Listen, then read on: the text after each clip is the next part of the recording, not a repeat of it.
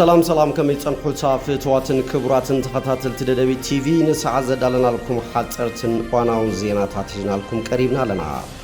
تكتاتلنا عدمنا يوبك اندي ارستنت بتاتهم فليمنا لنا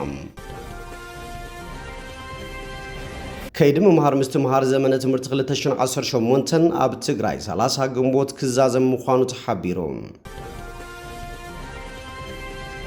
አሞንጎ ክልላት ኦሮሚያን ሲዳማን ጎንጺ ከምዝተለዓለ ተገሊጾ እንግሊዛዊት ጋንታ አርሰናል ተዓዋቲት ዋንጫ ፕሪሚየር ሊግ እንግሊዝ ኮይናም ናብ ዝርዝሩ ሰጊርና ለና ምሳሌታው ዜናታት ቢንያም ሐድሽ ሰናይ ምክትታል كيد ممهار مستمهار زمن تمرت 2018 اب تግራይ 30 ግንቦት ክዛዘም ምዃኑ ተገሊጹ اب تግራይ በበዓመት 30 ሰነ ትምርት ዝዕጾ ዝነበረ ኮይኑ ሎማ ዓመት ግና ናብ 30 ግንቦት ከም ዝተሰሓበ ቢሮ ትምርት ትግራይ ገሊጹ 30 ግንቦት ትምርቲ ምዕጻው ምኽንያቱ ብቐንዲ ምቁርራት ምኽፋል ማህያ ከም ዝኾነ ዝሓበሩ ኣብ ቢሮ ትምርቲ ዳይሬክተር ኮሙኒኬሽን ኣይተስዩም ሓጎስ ክሳብ 3 ወርሒ ክፍሊት ማህያ ዘይተፈጸመሎም ከባብታት ከም ዘለው ገሊጾም ኣይተስዩም ንጋዜጠኛታት ኣብ ዝሃብዎ መግለጺ ኣብ ትግራይ 3 ወርሒ ክፍሊት ማህያ ዘይተፈጸመሎም መምሃራን ጸገማት ተጻዊሮም ከይድ መምሃር ምስትማር ከም ዝቐጸሉ ተዛሪቦም ብዝተፈላለዩ ምኽንያታት ተቋሪጾም ዝነበሩ ተማሃሮ ክምለሱን ክፍተኑን ይስራሕ ከም ዘሎ ጎናጎን ዝድማ መንግስቲ ማህያን ምኽፋል ጻዕሪ ይገብር ከም ዘሎ እዮም ሓቢሮም እዚ ከም ዚሉ እንከሎ ኣብ ውልቀ ኣብያተ ትምህርቲ ዝረአ ክፍተት ክፍሊት ዝምልከት ድማ بمسارة ممرحي كفليت مسولدي ممهران هزبن بمرداء كفتح كم زقبا اتحساسيبهم بتزاماد زينا بيراو فتنا شامناي كفلي كاب سنة سلسته كساب حموشته حقراو فتنا عسل تغلطه كفلي دما كاب سنة 24 جميرو نشدش تزرو كم زو وحاب علاو كوين اللهم عبيرو تمرت تقراي دايركتوريت مزانات تمرتن مصنعتن بيراو فتنا دكتور أرقاو زفرو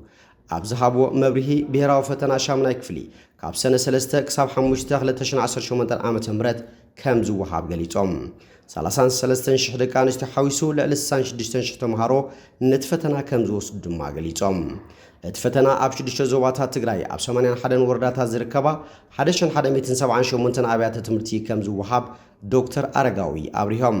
ካባም ሓርኛ ወጻይ ብሸሞንተ ዓይነት ትምህርቲ ፈተና ክወሃብ ምዃኑን ተማሃሮ ዝተረድዮም ኣብ ፈተና ዝቕመጥሉ አድሚሽን ካርዲ ብእዋኑ ክወስዱ ኣተሓሳሲቦም ሃገራዊ ፈተና 12 ክፍሊ ድማ ካብ ሰነ 24 ጀሚሩ ንሽድሽተ ዙር ኣብ ትግራይ ኣብ 80 ወረዳታት ኣብ 247 ኣብያተ ትምህርቲ ብኦንላይንን ብወረቐትን ከም ዝወሃብ ተዛሪቦም ኣብዛ ዓመት ከም ትግራይ ለለ 15000 ደቂ ኣንስትዮ ዝርከብኦም ልዕሊ 29000 ተምሃሮ ሃገራዊ ፈተና 12 ክፍሊ ነቲ ፈተና ከም ዝወስዱ ገሊጾም ካብ ጠቕላላ ተፈተንቲ 12 ክፍሊ ልዕሊ 15000 ተምሃሮ ብወረቐት ዝፍተኑ ምዃኖም እውን ሓቢሮም نهاجراو فتنا 12 كفلي مفتني تشعت ماخلات ዝተፈለዩ ኮይኖም ዩኒቨርሲቲ ራያ ዩኒቨርሲቲ መቀለን ሓዊሱ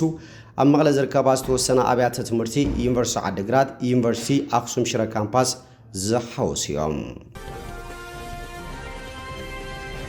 ኣሞንጎ ክልላት ኦሮሚያን ሲዳማን ግጭት ከም ዝተለዓለ ተሓቢሩ ኣብ ክልል ኦሮሚያ ዞባ ምዕራብ ጉጂ ወረዳ ሓርናፋም ኣብ ዞባ ምብራቕ ሲዳማ ወረዳ ችረን ኣብ ዝርከባ ከባብታት تمال الحرقة ريز جمبرن كساب زينات صحفنا اللون زلو اوان زقتل زلون ناي تقسيم اللوات نصحات سبات كم زقتله تقلي جلام اتي منشي قونت زخونة كبابي قوبا هيما هزبي كلتيو كلات بحبارن بسلامن نزمنا زنبرلو بوتا مخانيو نبر تقلي جام زلو تمال مشت ساعات شعاته كم زجمر زنقرلو قونتي قراب تمرحت كلتين كللات اخيبا زكايدلو زنبرو اداغا قوبا هيما كوردا حرنا فاما بستفصم حندبتاو متكعتي زتبغسيو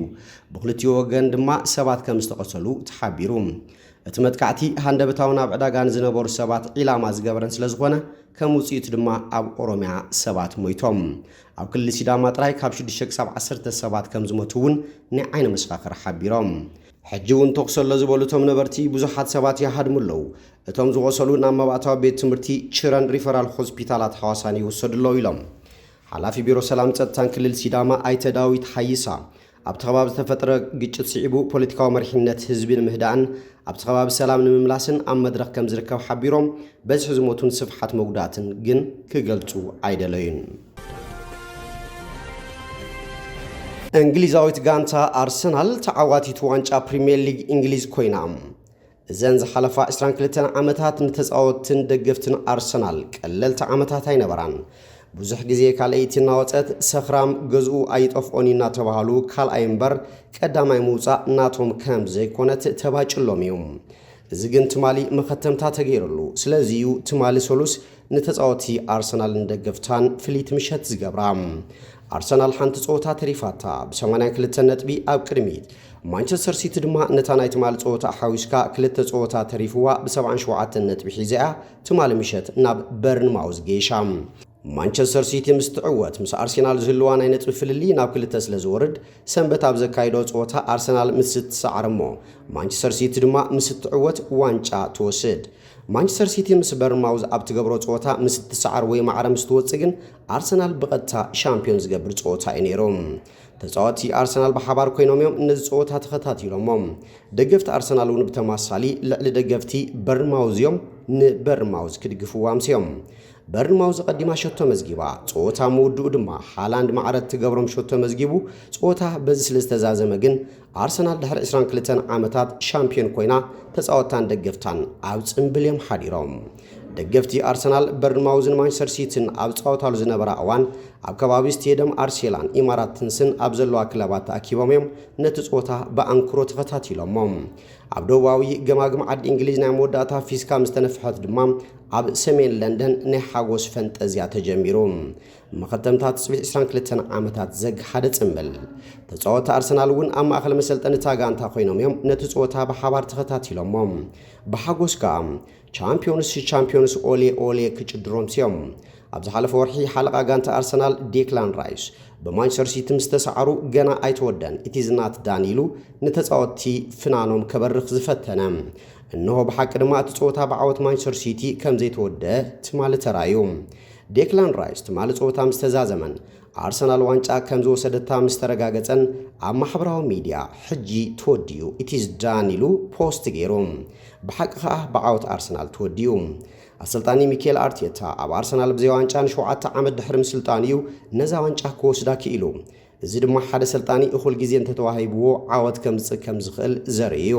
ኣብ ፕሪምየር ሊግ ሓላው ልዳት ኮይኑ ዝተጻወተ ፖል ሮቢንሶን ምስ ቢቢሲ ራድዮ 5 ዝገበሮ ቃለ መሕተት ኣርቴታ ኣብዛ ጋንታ ነዊሕ ጸኒሑ ንሓደ ኣሰልጣኒ ክትህቦ ትኽእል ዝበለጸ ህያብ ድማ ግዜ ኢሉ። ንኣሰልጣኒ $100 ሚልዮን ክትህቦ ትኽእል ኢኻ እቲ ሰልዲ ግን ኣብ ጋንታ ኣብ ጸወታ ኣብ መቐየሪ ክዳን ናብ ዓወት ዘብጽሕ መንፈስ ኣብ ምዝራእ ክውዕል ዘለዎም ንኣሰልጣኒ እኹል ግዜ ምሃብ እዚ ድማ እኹል መርትዖ ኢሉ። ተጻወቲ ኣርሰናል ኣብ 2003 ክሳብ 2004 ቋጽራ ፈረንጂ ከይተሰዓሩ ዋንጫ ምሰዓተሩ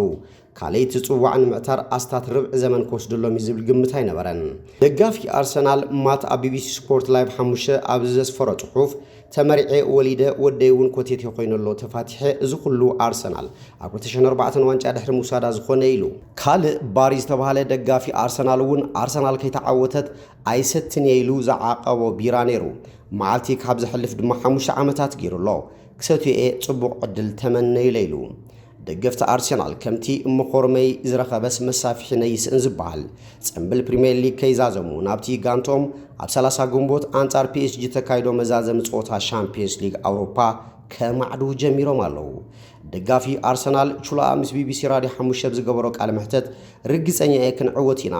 ፒኤስጂ ከበድቲ መጋጥምቲኦም ግን እቲ ጽምኢ ናይ ዋንጫ ምሳና ስለ ዘሎ ግዜና እዩ መዓልትና ክኸውን ኢሉ። ኣርሰናል ነዛ ዋንጫ ምስ ተዓወተትላ ኣብ ማሕበራዊ ሚድያ ሓያሎ ናይ እንኳዕ ሓጎሰኩም መልእኽትታት እዩ ዘኒብሎም።